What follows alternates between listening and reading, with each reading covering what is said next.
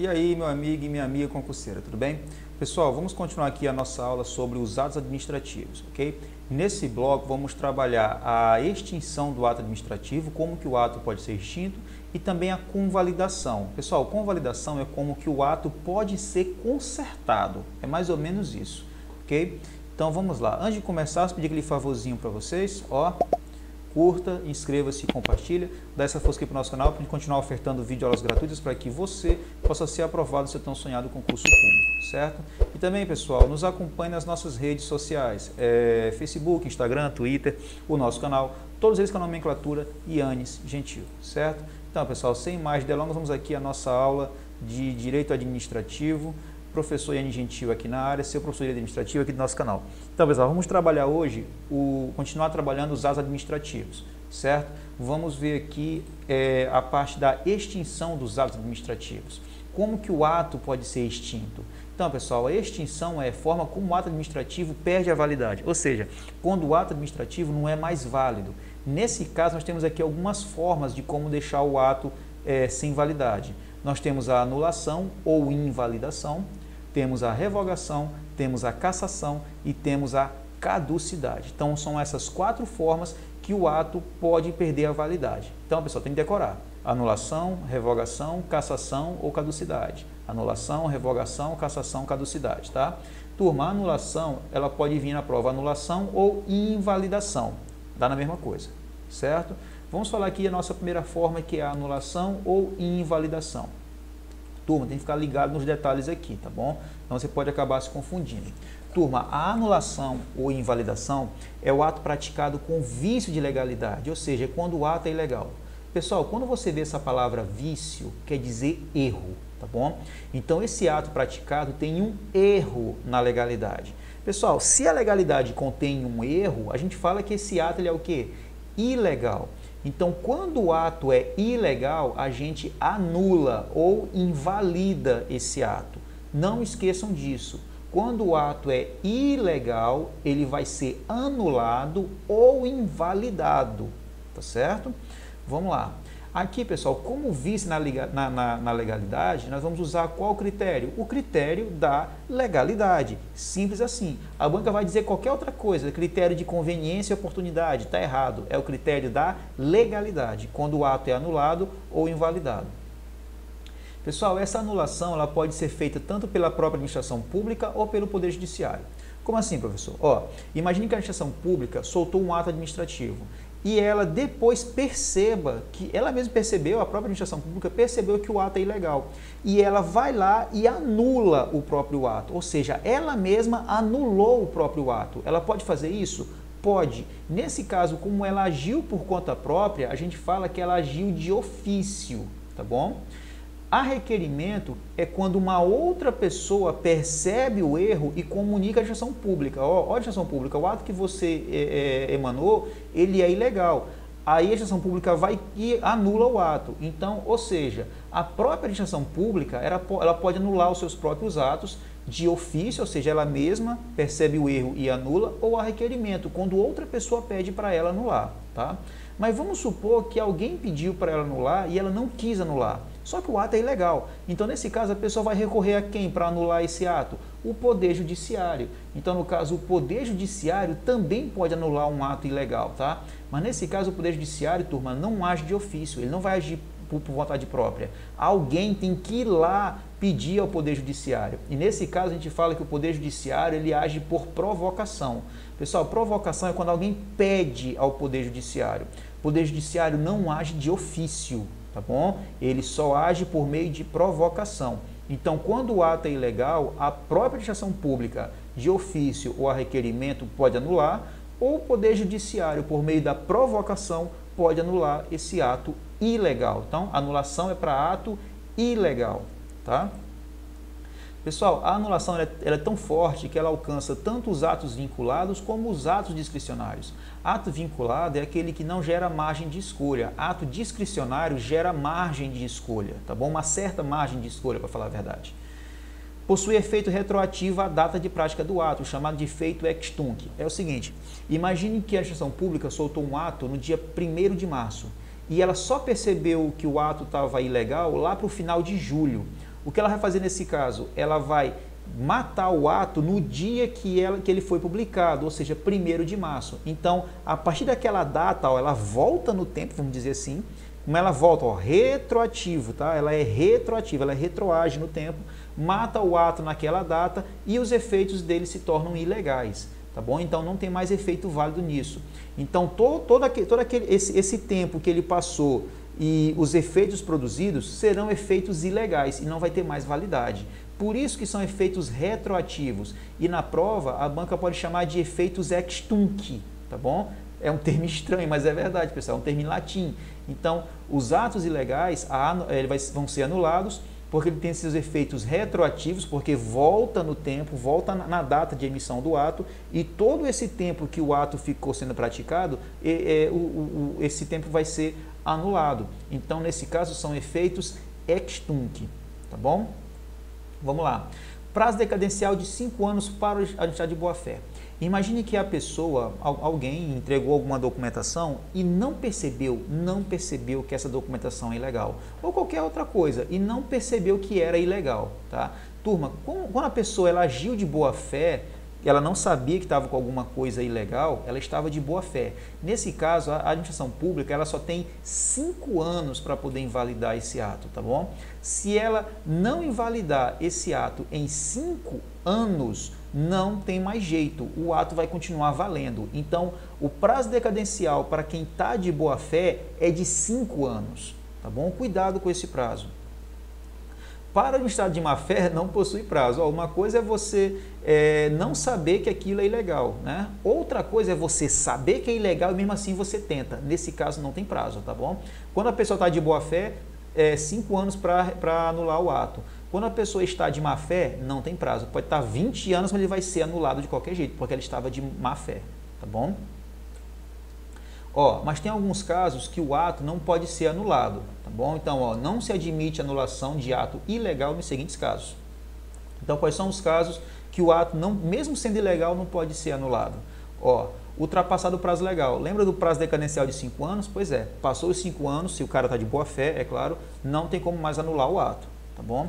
A outra forma, quando houver consolidação dos efeitos produzidos. Pessoal, depois que os efeitos forem produzidos e digamos assim, se a gente anular esse ato, vai prejudicar pra caramba, porque os efeitos já foram produzidos e vai ter gente que já tem direito adquirido, vai dar um rolo do caramba. Então, nesse caso, não se admite anulação, porque vai atrapalhar mais do que ajudar, tá bom? Então, quando houver consolidação dos efeitos produzidos.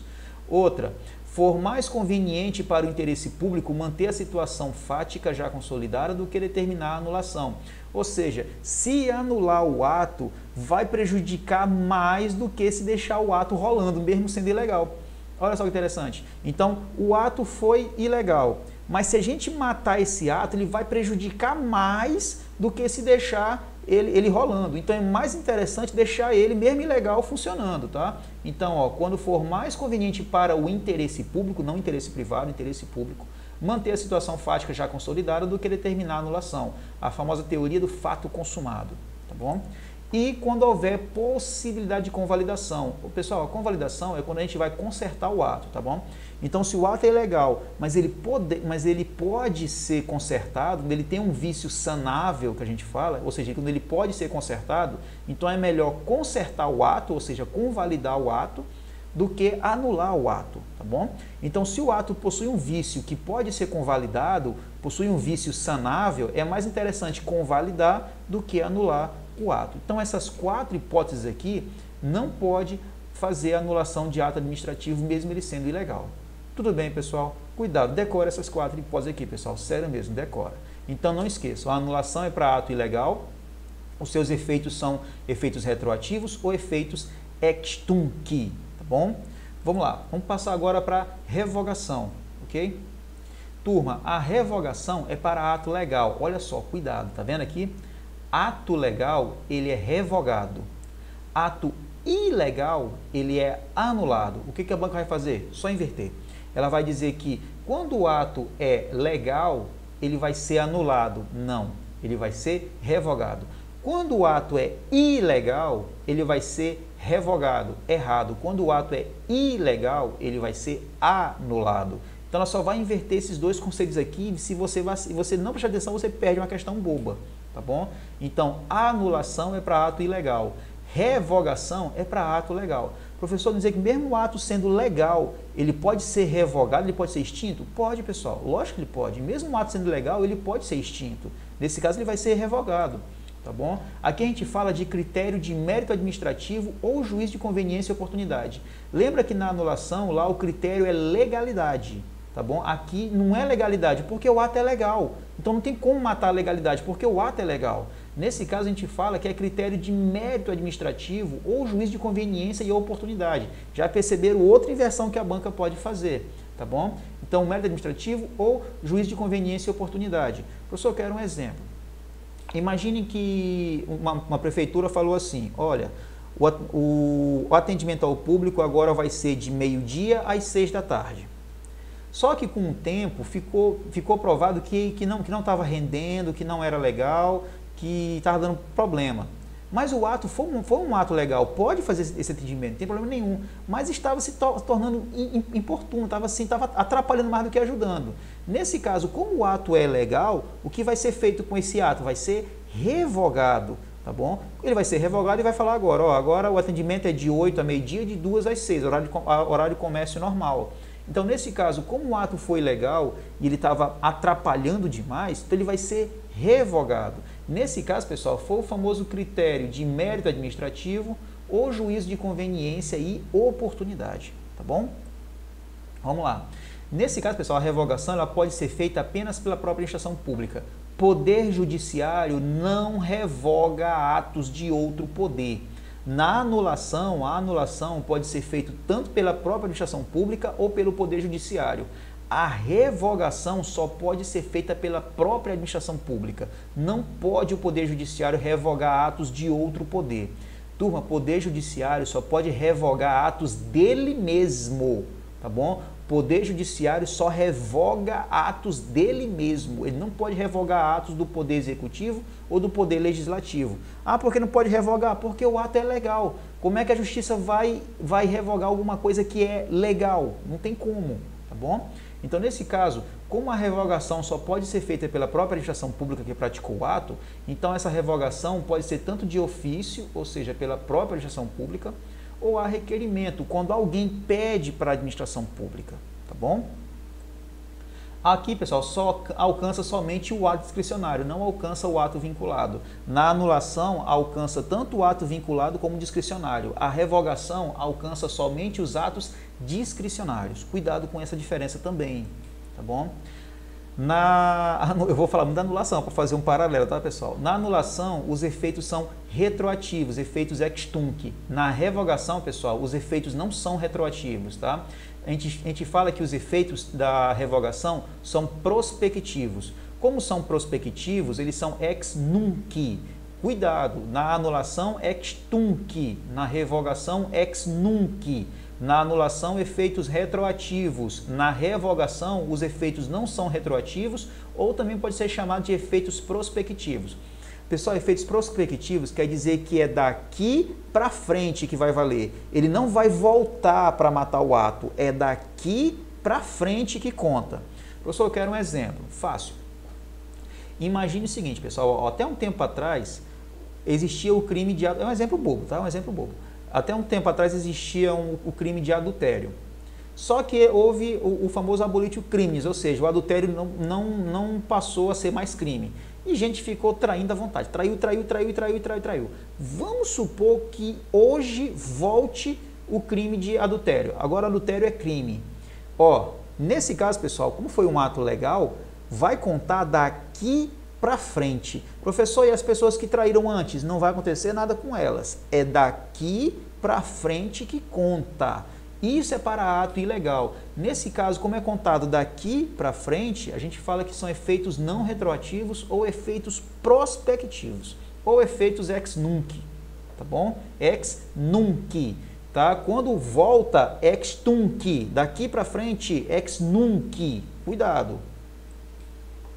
Aqui não tem prazo decadencial, não possui, até porque não há ilegalidade, então não tem prazo decadencial. E não pode revogar, pessoal, atos vinculados, não pode revogar atos consumados, não pode revogar atos que têm direito adquirido, atos que integrem o procedimento e meros atos administrativos. Então, esses aqui, pessoal, não admite revogação, tá? Então, não se admite revogar atos... Ó, lembra que eu falei, né? Aqui a revogação alcança somente os atos discricionários, vinculados, consumados, direito adquirido, atos que integrem o procedimento e meros atos administrativos não podem ser revogados. Tudo bem, pessoal? Decorem isso aqui, turma. É sério, decorem isso aqui. Sério mesmo. Tá bom? Vamos lá. Continuando a revogação ainda, turma. Revogação um pouco longa, tá? Não se admite revogação nos seguintes casos. Ó, tá vendo? Só organizando aqui as ideias, ó. Atos vinculados, não pode revogar. Atos consumados, não pode revogar. Procedimento administrativo, não pode revogar. Atos declaratórios e enunciativos, não pode revogar. E direitos adquiridos também não se pode revogar, tá bom? Então, esses 5 aqui não admite revogação, tá? Lembra que a gente viu aquelas 4 hipóteses que não admite anulação? Pois é, nós temos 5 hipóteses aqui que não admite revogação, que são os atos vinculados, atos consumados, procedimento administrativo, atos declaratórios ou enunciativos e de direitos adquiridos. Também não se pode revogar. Tudo bem, pessoal? Tranquilo. Isso é a revogação, ok? Vamos para a nossa... Assim, tem uma observaçãozinha aqui. Ó, olha o que eu falei no início, né? O Poder Judiciário só pode revogar atos dele mesmo nas suas funções administrativas. Eu falei no comecinho aqui da revogação. Poder Judiciário não revoga atos de outro poder. Poder Judiciário só revoga os seus próprios atos, tá? Quando estiver na função administrativa. Cuidado! A anulação pode ser feita tanto pela própria administração como pelo Poder Judiciário. A revogação só pode ser feita pela própria administração. O Poder Judiciário não pode revogar atos de outro poder, só pode revogar os seus próprios atos. Cuidado com isso aqui, pessoal, sério mesmo, tá bom? Vamos lá. Próxima forma de extinção do ato, pessoal, as duas são mais simples, as duas últimas são menores, tá bom? E mais simples. Ó, cassação, como é tranquilo.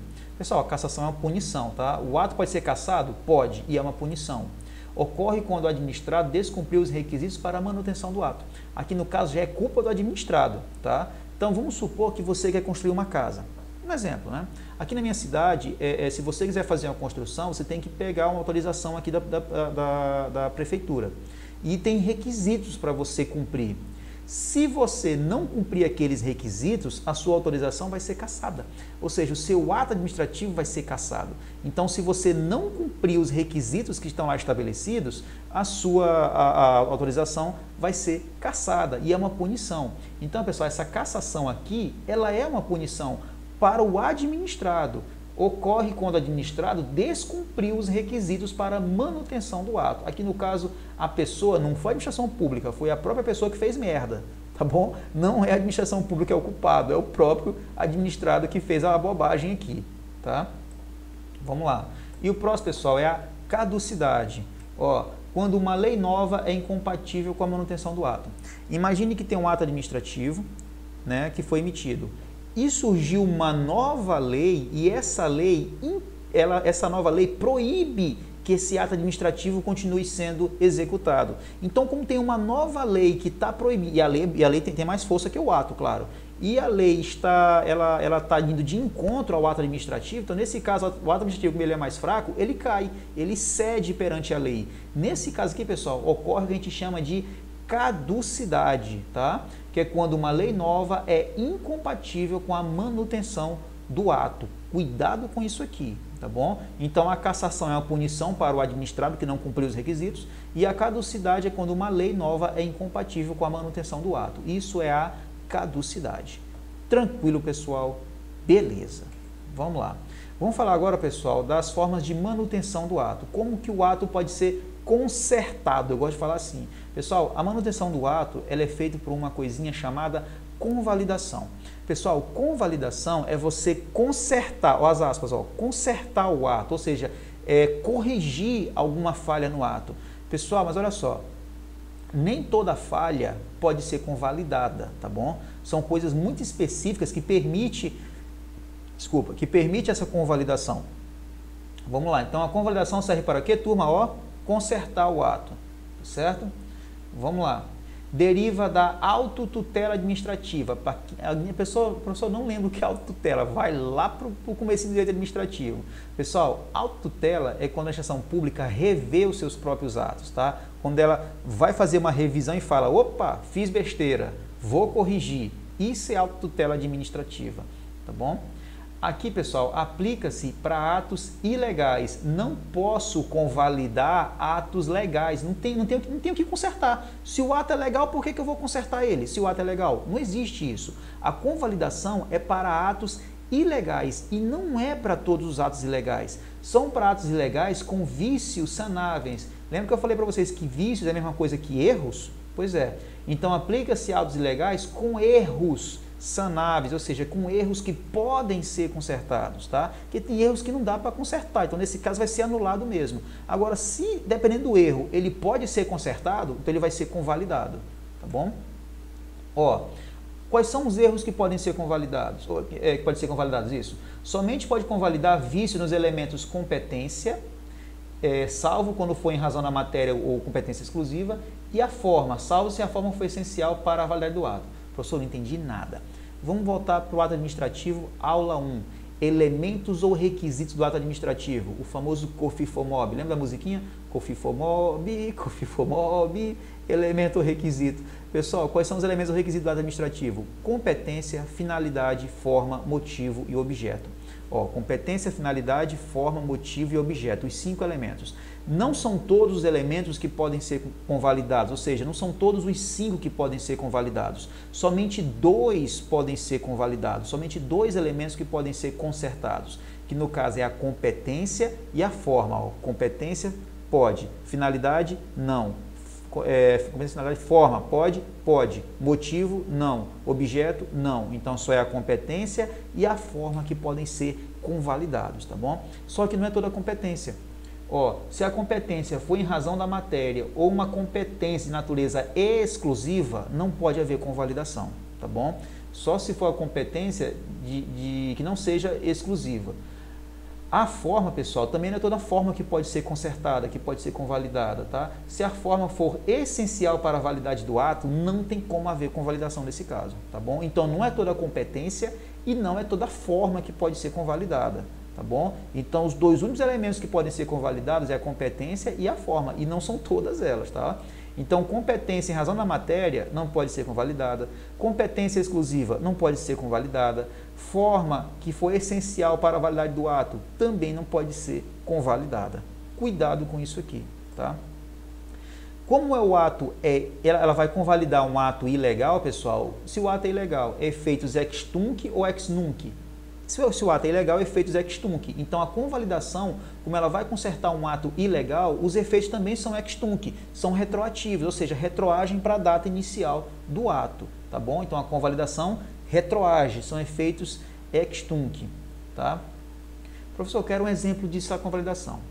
Imagine que no dia 1º de março, um exemplo, 1º de março, você e mais 99 pessoas foram aprovadas no concurso e foram nomeados. Eita, professor, fui nomeado, que coisa linda, coisa maravilhosa, fui nomeado eu e mais 99 pessoas, maravilha. Depois de uns 6 meses, você ir lá trabalhando, recebendo dinheiro, entra no Ministério Público, pum, e descobre, ó, dessas 100 pessoas aqui, uma entrou por fraude.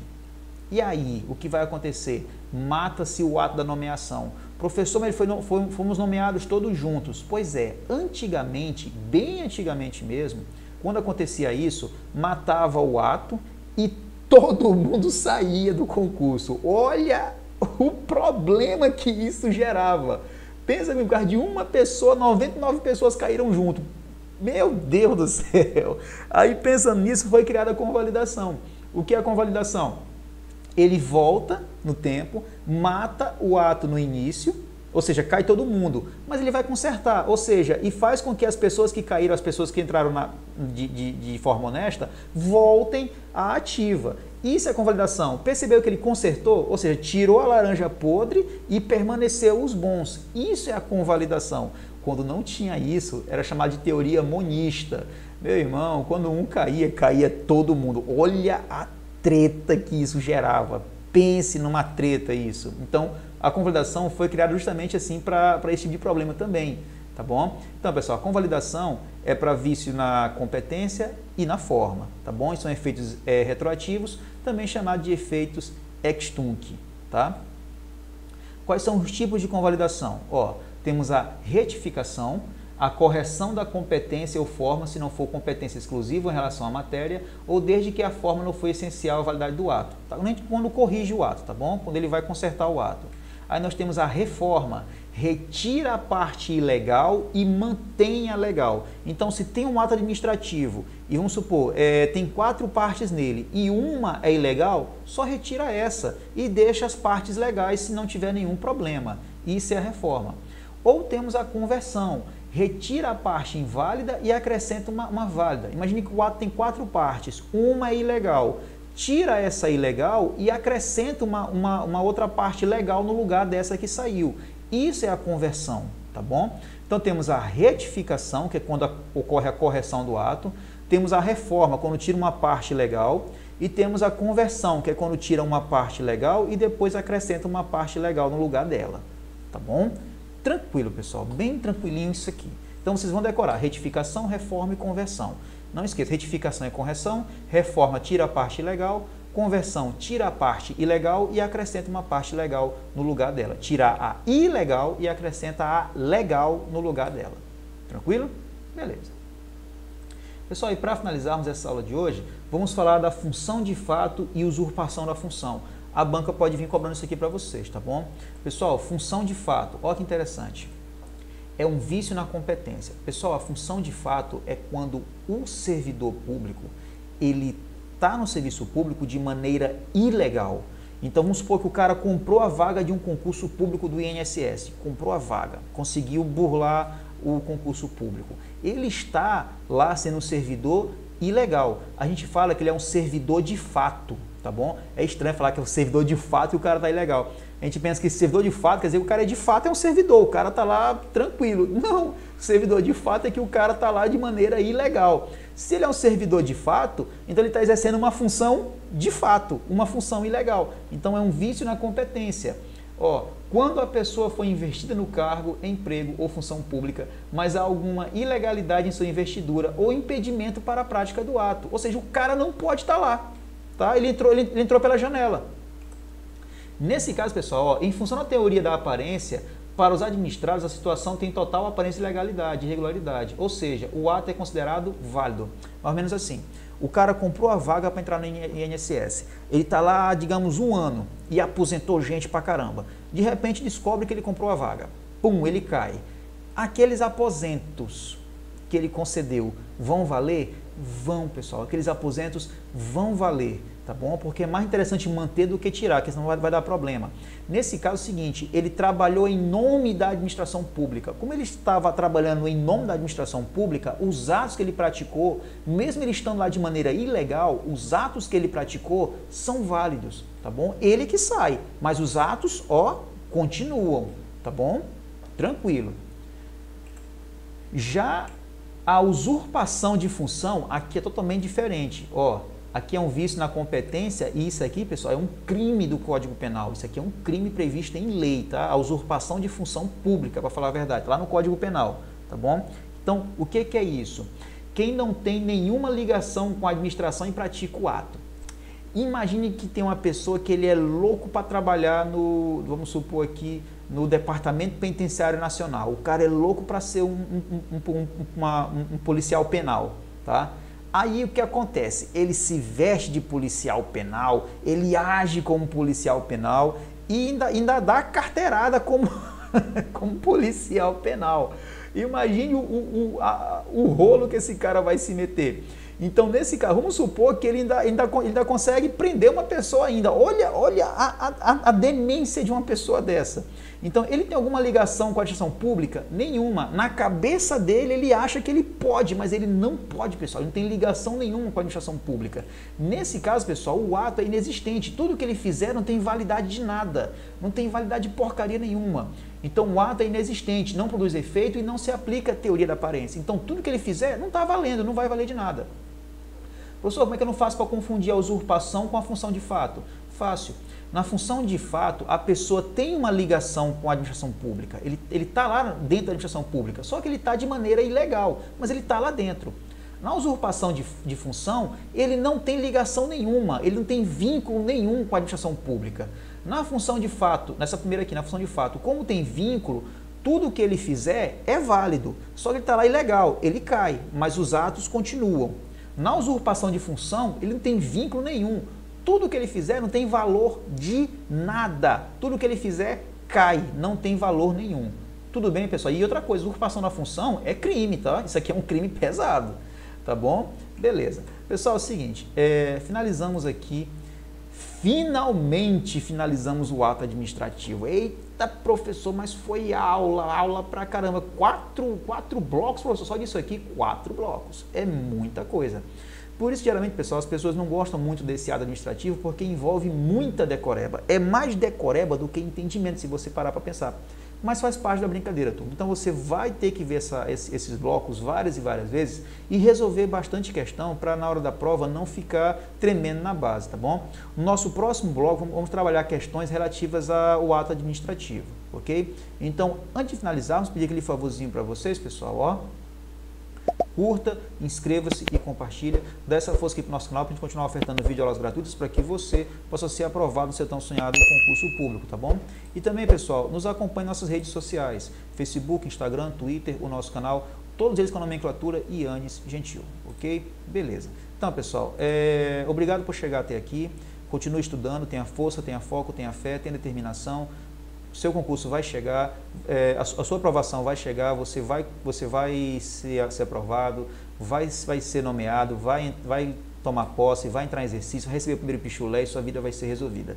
Tenha paciência, pessoal. O estudo para concurso ele é um estudo paciente. Vai acontecer a sua aprovação. Tenha paciência que a sua hora vai chegar e você vai ser aprovado no seu tão sonhado concurso público, tá bom? Então, pessoal, obrigado por chegar até aqui. Fiquem com Deus, um forte abraço. Até a nossa próxima aula. Valeu, pessoal. Tchau.